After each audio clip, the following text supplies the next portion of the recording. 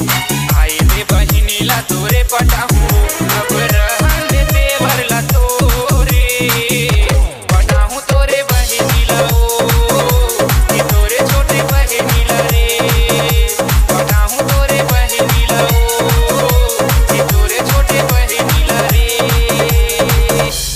Come on. तोरे छोटे बहिनी की चढ़ती जवानी है लागत हवा चूरी हरे मोरे बदीवानी है चिकन चिकन गाल राव चेहरा कमाल है लागत हवा चूरी हरे दिखे माँ बवाल है लागत हवा चूरी हरे दिखे माँ बवाल है।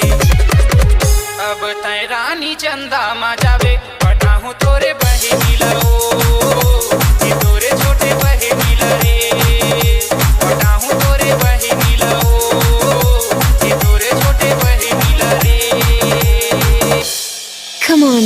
धोखा दे रानी बोला चैत कुमार माँ खटियाल गिरे रहे मैं हाँ तोरे प्यार माँ काला मैं बतावा रानी काला समझावा हो अब तोरे जिंदगी में आगी मैं लगा हो अब तोरे जिंदगी में आगी मैं लगा हो। अब तय रानी बड़ पछतावे पटाहूँ तोरे बहिनीला ये तोरे छोटे बहिनीला रे पटाहूँ तोरे बहिनीला ये तोरे छोटे बहिनीला रे।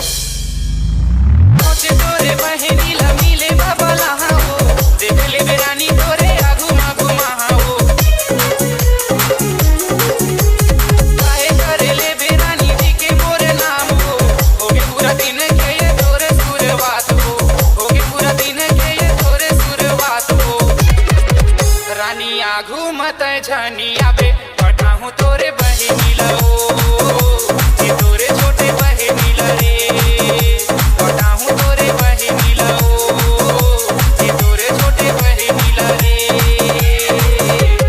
धोखा दे रानी मोला धोखा दे वो आई दे बहिनीला तोरे पटाहूँ धोखा दे रानी मोला धोखा दे वो आई दे बहिनीला तोरे पटाहूँ अब रहन दे देवरला तोरे पटाहूँ तोरे बहिनीला ये तोरे छोटे बहिनीला रे पटाहूँ तोरे बहिनीला ये तोरे छोटे बहिनीला रे पटाहूँ तोरे बहिनीला ये तोरे छोटे बहिनीला रे पटाहूँ तोरे बहिनीला ये तोरे छोटे बहिनीला रे।